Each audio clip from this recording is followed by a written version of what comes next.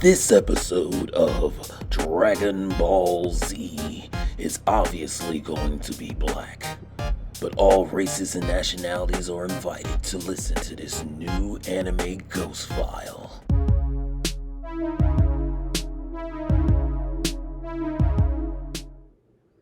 Next time on Anime Ghost Files, we're going to be doing other things dealing with Dragon Ball Z.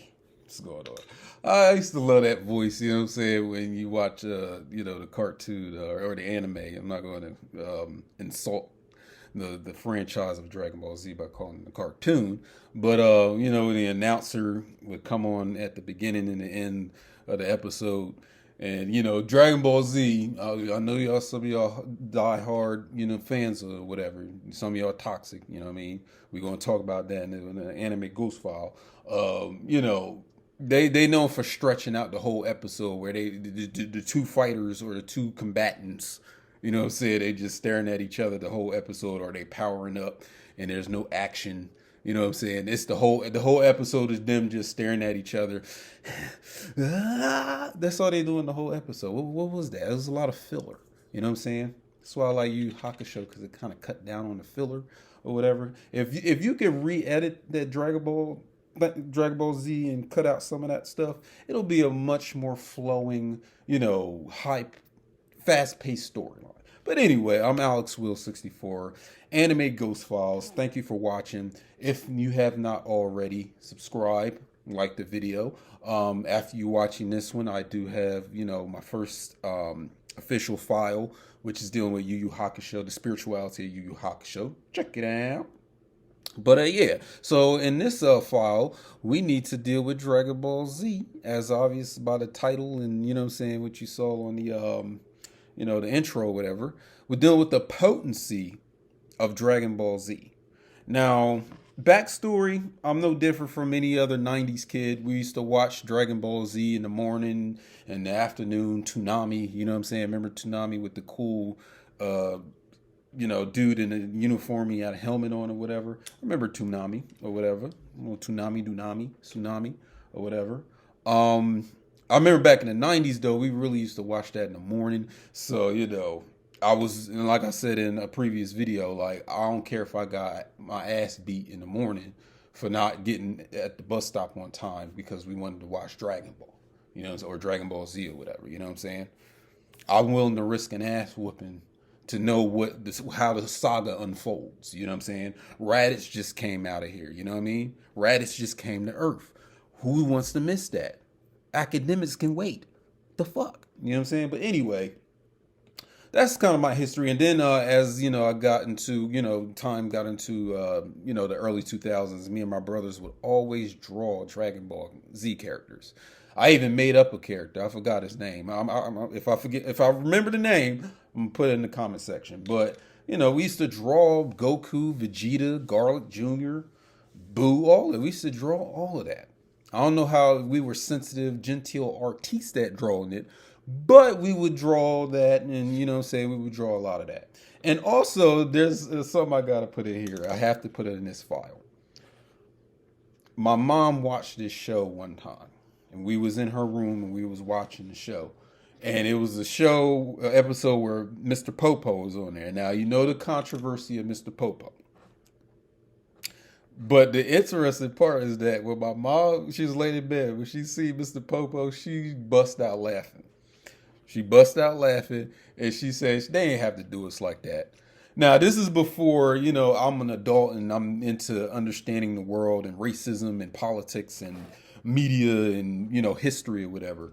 I kind of knew that was, Mr. Popo was kind of like, it looked very racist. But she got a kick out of it. And maybe that was the point of Mr. Popo. You know what I'm saying? It's just on a side note. Maybe that was the point. He was there for a laugh. But when you're the butt of the joke, it doesn't feel good. You know what I'm saying? It doesn't feel good when you're the butt of the joke. You know what I'm saying? When you're the funky ain't take a bath for like a few days, but of the joke. You know what I'm saying? It doesn't feel good. So I keep forecasting. Yes, we're going to do a whole anime ghost file on the black, anti-black racism or racism dealing with black characters and shows. I know there are several videos on this topic already on YouTube. I've seen a few of them. I'm going to put my own rendition, anime ghost file style. But she found it funny, so I don't know. You know what I'm saying? It made her laugh. It cracked her up. But let's get into the file. So we're dealing with the potency of Dragon Ball Z. Now, when I say the word potency, I'm dealing with power, potential. These are three interconnected words. And I told you in the last file, etymology is your friend. Etymology is your friend. It's your best friend. You need to get acquainted with etymology, because if you can follow the etymology, you'll get a better understanding of the terms being used, even outside of this whole anime thing, like just dealing with everyday life. The words you use every day. Have you ever went on an internet search or Google search to know where the word came from? What it meant, you know what I'm saying? Like, what did it originally mean? Etymology is your friend. Etymology. Study that. So we looking at words, these three words, potency, potential, power, that are etymologically related.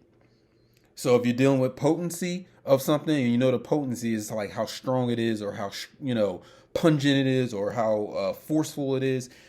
Potential would be what you could do versus action in which you are doing.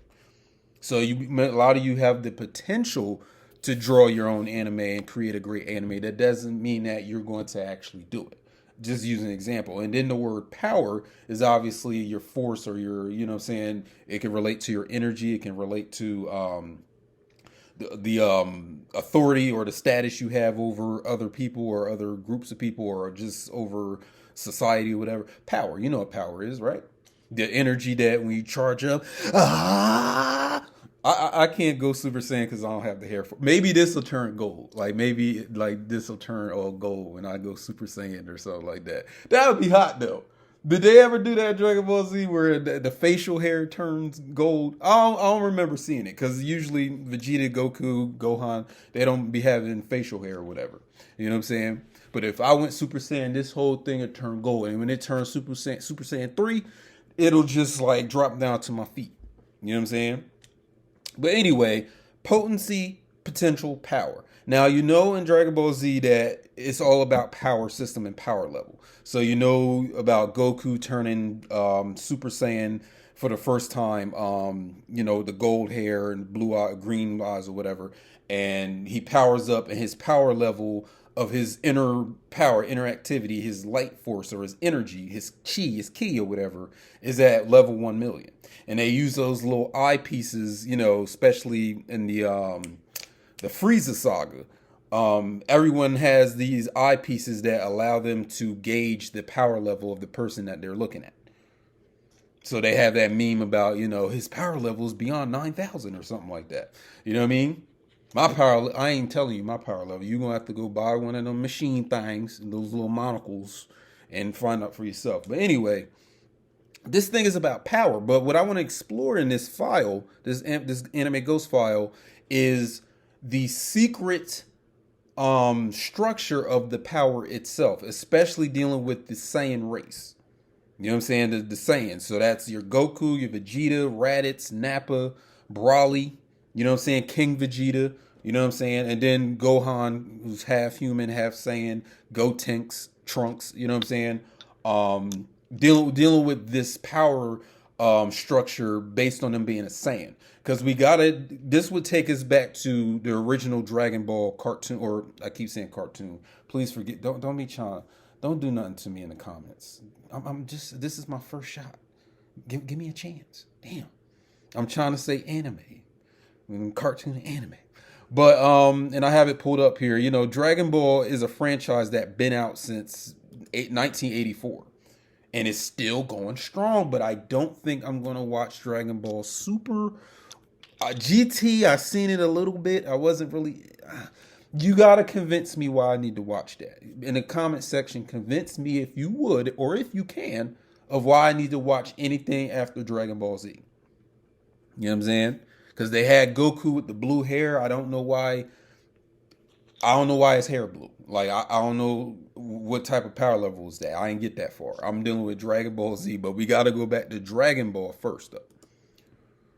And Dragon Ball has been out, like I said, since 1984. So it's older than a lot of y'all even watching this video right now. You know what I'm saying? This file. Created by Akira Toriyama, 1984. And it's been going strong ever since. But we need to go back to the actual Dragon Ball cartoon, which aired back in like, what, 1989? No, 86. You know, when Goku was a kid and he was traveling around with Bulma and Krillin when they was, you know, younger. And he went up against Mercenary Tao and, what's his name? Oolong, dealing with Oolong, you know what I'm saying?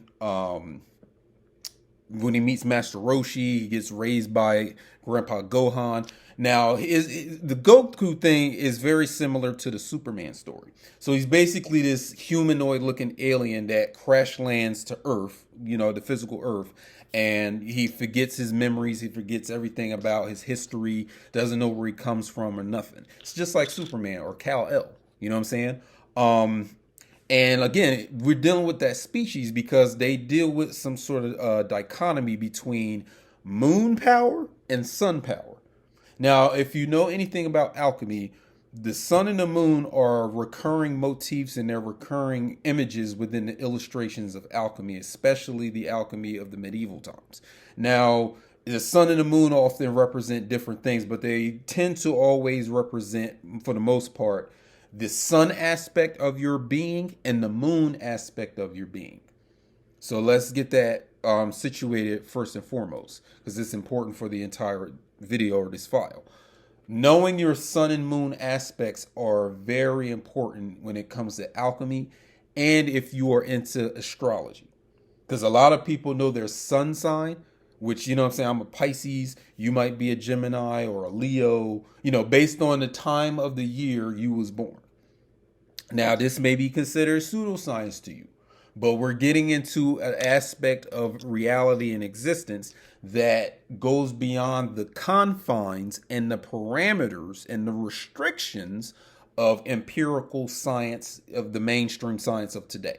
So, and what preceded this whole empirical evidence-driven science was alchemy, because this is where you get your chemistry from. Chemistry is a outgrowth of alchemy. It's alchemy without the spiritual aspects of it. Just like astronomy is astrology without the spiritual aspects of it, or the, you know, higher minded principles. Now, sun and moon, do you know your moon sign though?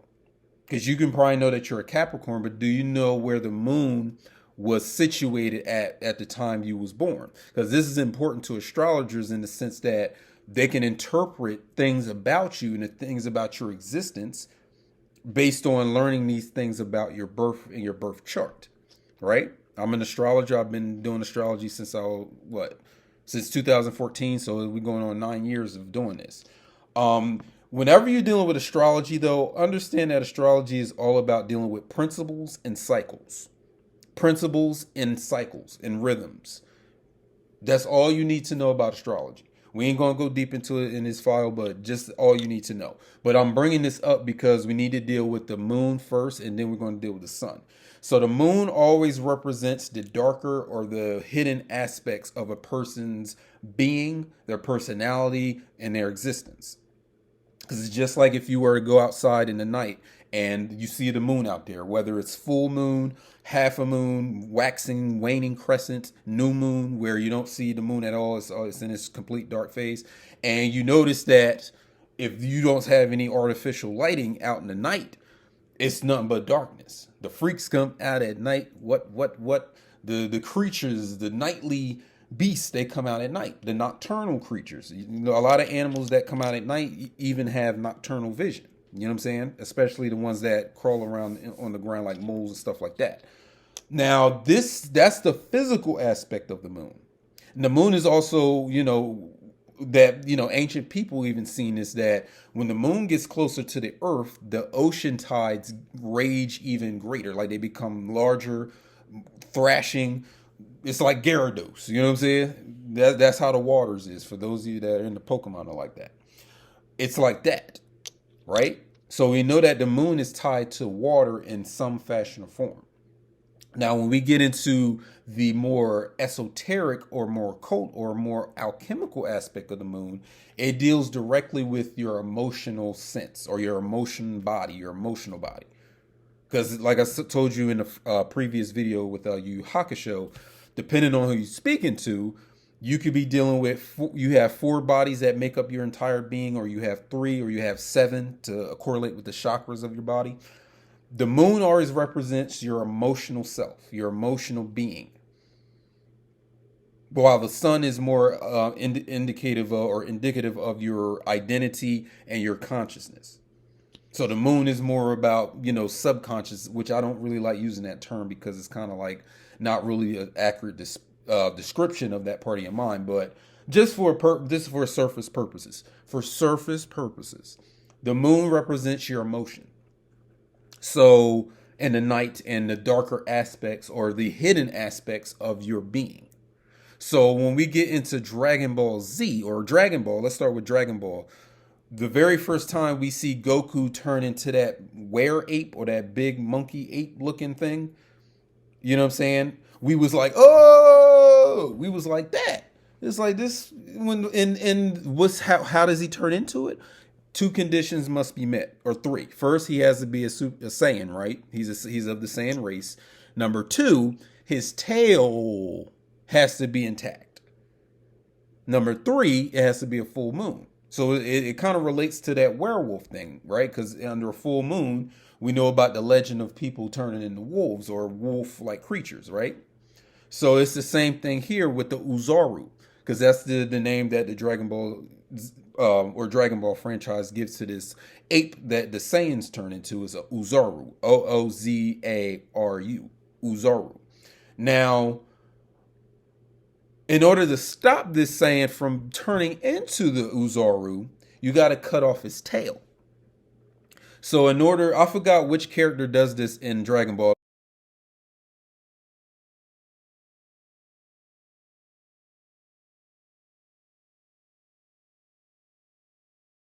Let me know in the comment section.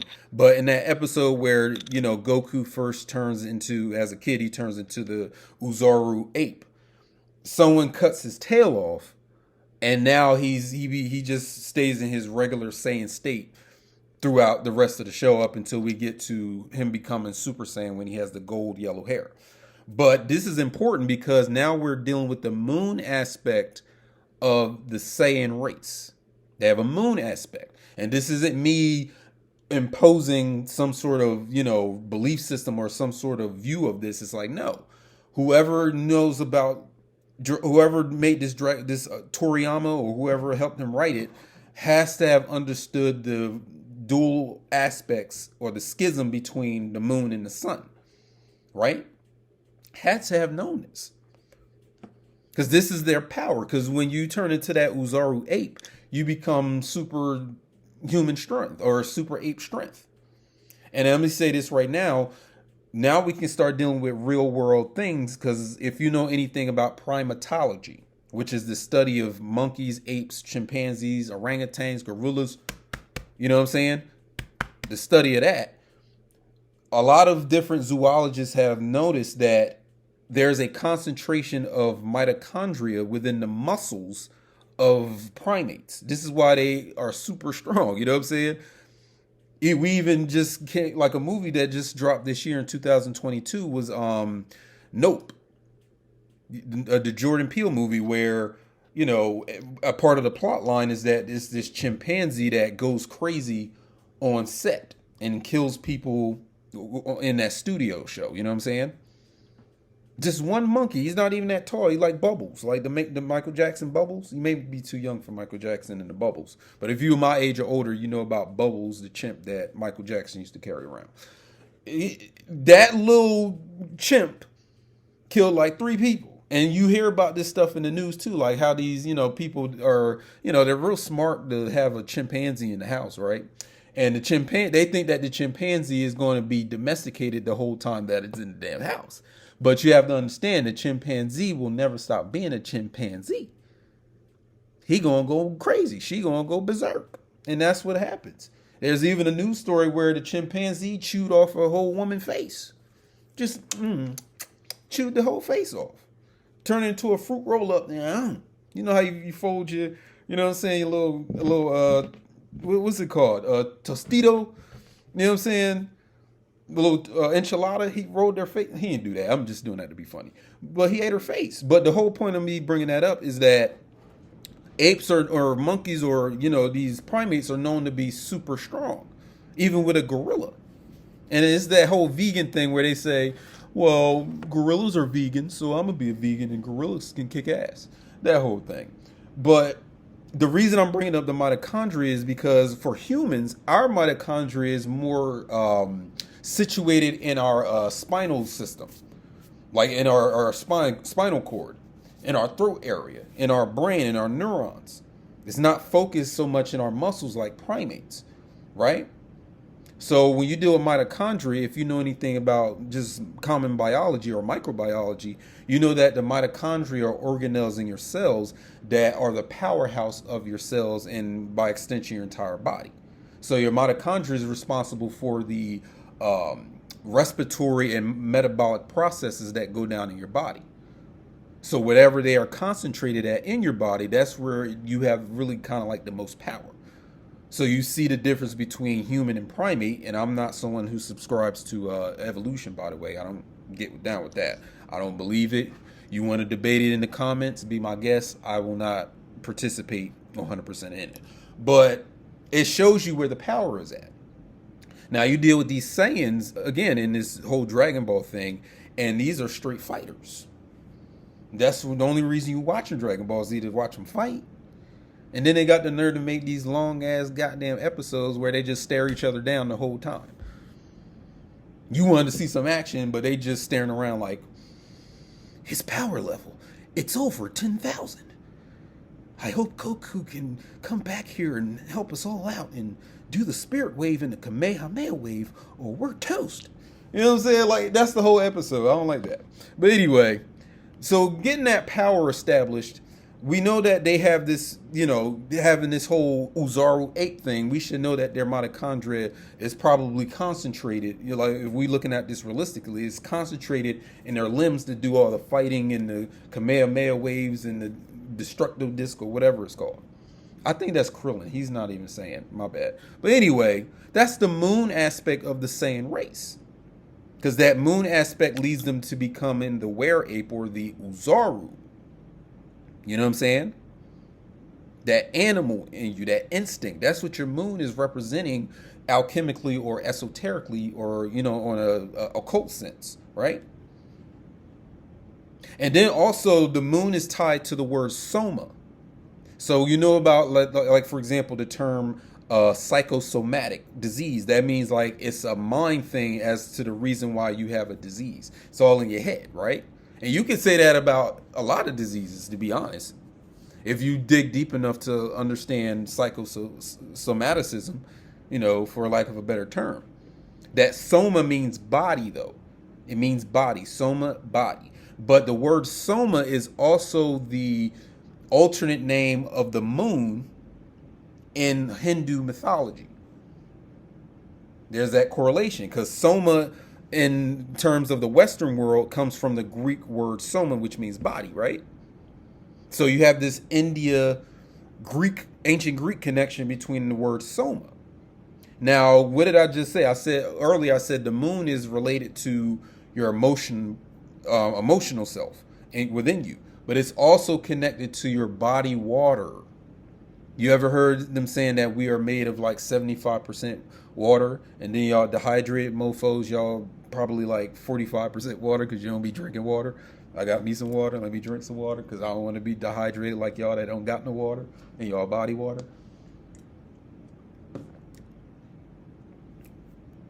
So when Goku or anyone else, because you do see Vegeta, Nappa, and Raditz who don't have their tails cut off when you meet them in Dragon Ball Z, they usually have their tails wrapped around, you know, their waist and are ready to pop off and become this raging ape or Uzaru. at a moment's notice. You know what I'm saying? Whenever the moon is full, they're going to turn into that ape or whatever. That's you tapping into your emotion or your instinct. It ain't about logic or rationality at that point. It's about raw, instinctual rage or raw instinctual emotional reaction. And that is best represented by them turning into that Uzaru ape. You know what I'm saying? Because your body's water is shaped in my body's water is not going to be, obviously, because we're two different people. My body water and your body water is going to be completely different. Because this is your reactionary self, not your thinking self or not your identity. It's your emotional reaction self that is formed in the first 7 years of your life, which is called your moon phase.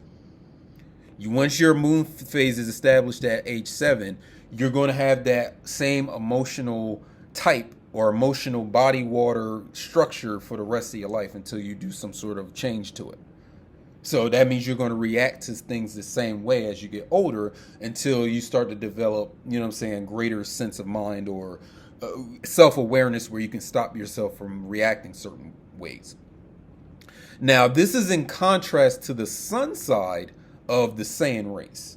Because now we're getting into the sun side where this is where we first see Goku turn into this gold-haired noble warrior at 1 million power point or level or whatever you want to call it. You know what I'm saying? Oh my God, his power level is at 1 million. Oh shit.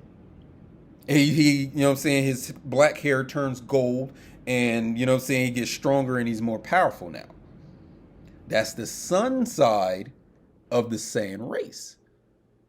As opposed to the moon side, which is dealing with that animalistic ape Uzaru energy, moon energy. Now we're dealing with the sun clarified, all the things that you can deal with the sun, because sun in alchemy is also representative of your conscious awareness. It's your ego, it's your consciousness. You know what I'm saying? It's the light. It's your living light. So that's what Goku taps into, because now, like I said, his tail is cut off, so he cannot really he can't transform into the Uzaru if his tail is cut. So since his tail is cut, it leads him to go in another direction in his being, which is his sun side.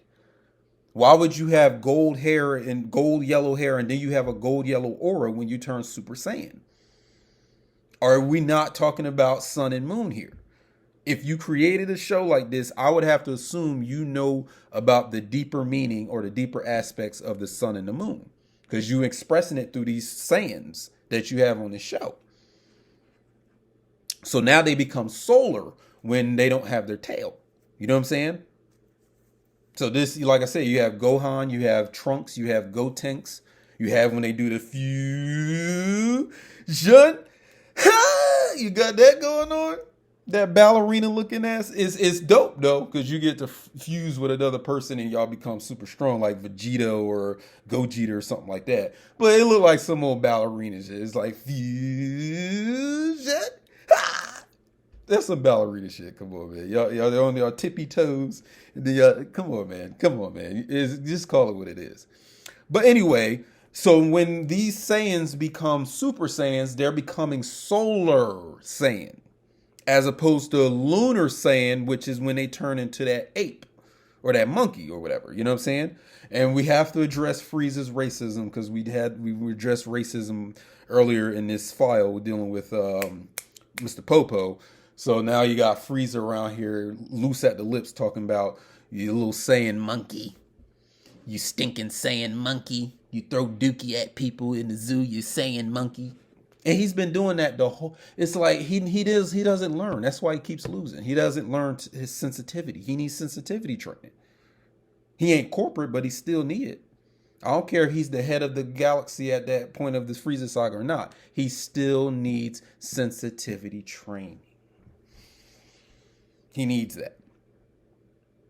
So what you're looking at in this show is the power level based on your lunar or your solar aspect. But do I have something for you, my friend? Hold on, let me show you something. Hold on. Because I pulled this up, and I forgot in Dragon Ball GT, which I didn't really watch, but I was able to catch this. The Golden Uzaru. Oh!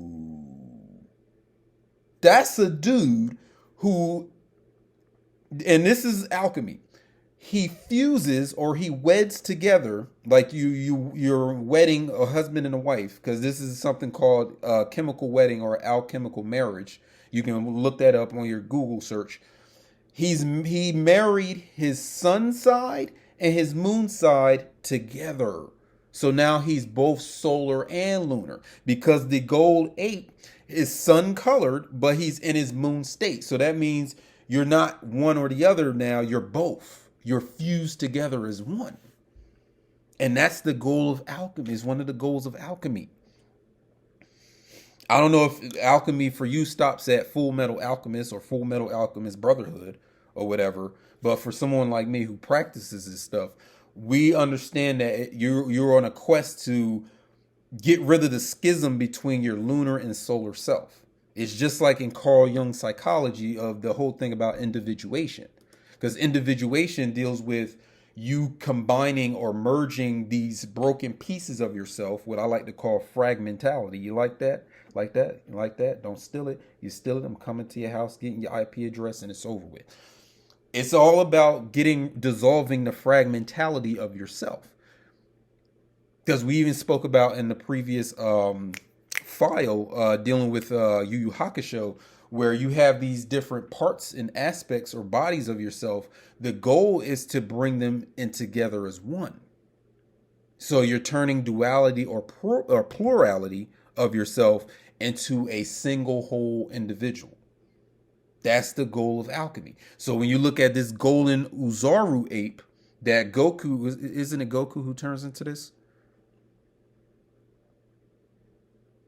Yeah, Goku, he turns into the golden Uzaru. That means he has reconciled the differences, or he's reconciled the schism between his sun and his moon side of himself.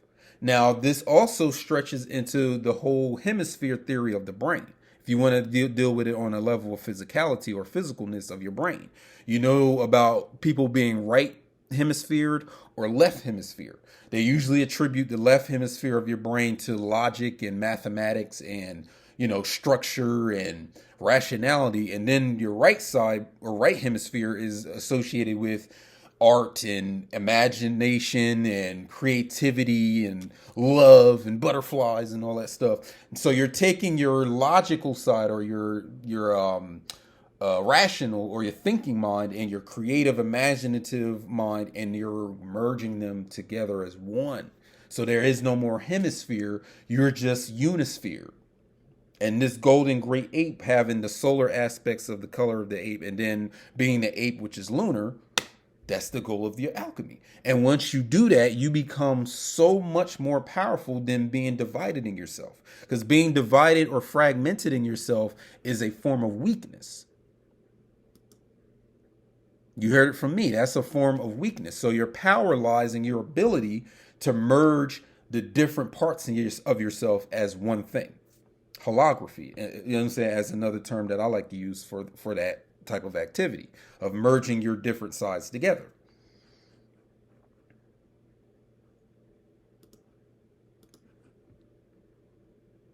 So that's what I wanted to say about this, like this ability to then also morph into these different things. Because I think it says here that then after Goku becomes the golden Uzaru ape, he goes into that Super Saiyan 4, which is that red tail and all that stuff. So like I said, it's easy to be one or the other.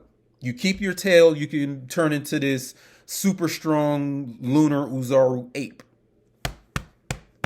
Don't do that too hard, because it can hurt your chest, your titty muscles or whatever. Don't do it too hard.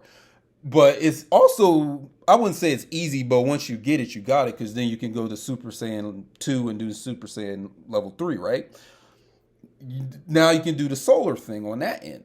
But let's do the solar and the lunar thing together. That's power. That's potency. That's your potential that you're not tapping into when you don't merge these differing sides of yourself together. You know what I'm saying? And it's also interesting, just to close this out, it's interesting when we get into the term werewolf, which is in French is loup-garou, if I'm saying that right or pronouncing it right, loup-garou.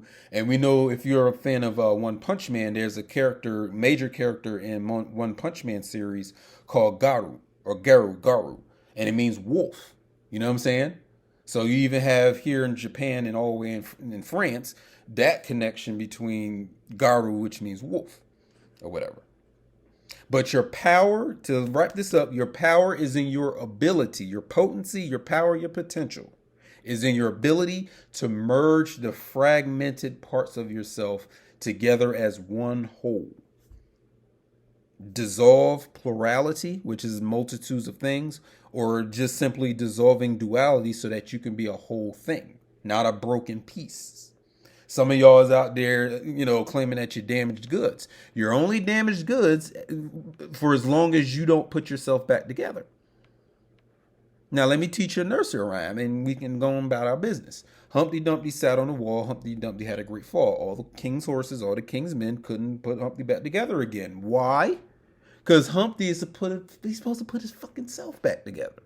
It's never my responsibility to put you back together. It's not your mom's responsibility, your dad, your sister, your mommy, your papi. It's never anyone's responsibility to put you back together. So if you ever went through any type of trauma or damaging event, you've been in a dark place in your life, that's all your responsibility to put yourself back together. And this is what I love about the Dragon Ball Z show, is that it shows you that the sun and the moon aspects of yourself can go through a fusion. You need to do this to fuse. I don't know if it'll work, but you can try it and let me know in the comments if it works or not. You do the fusion with your sun self and your lunar self, or your moon self, solar, lunar, sun, moon self, to become one. And earth being a symbolism of your physical body. Check out the symbolism. But hey, man, that's my time. My name AlexWill64. Again, I just wanted to come through and speak about Dragon Ball Z in this file. The potency, your power is in your ability to merge your different sides of yourself. So, like I said, share this with some people, you know what I'm saying? Let them know Anime Ghost Files. We got someone out here digging into the deeper, more depthical aspects of these anime that's being displayed out here, or, being allowed to ship over here to the United States or wherever you're watching this. You know what I'm saying? We're taking a deeper look at anime. Thank you. And like I said, share this video, subscribe. We're going to come out. I think I might do One Punch Man next, because that's probably my second favorite anime. So like I said, thank you for watching this, and I'll see you in the next Anime Ghost File.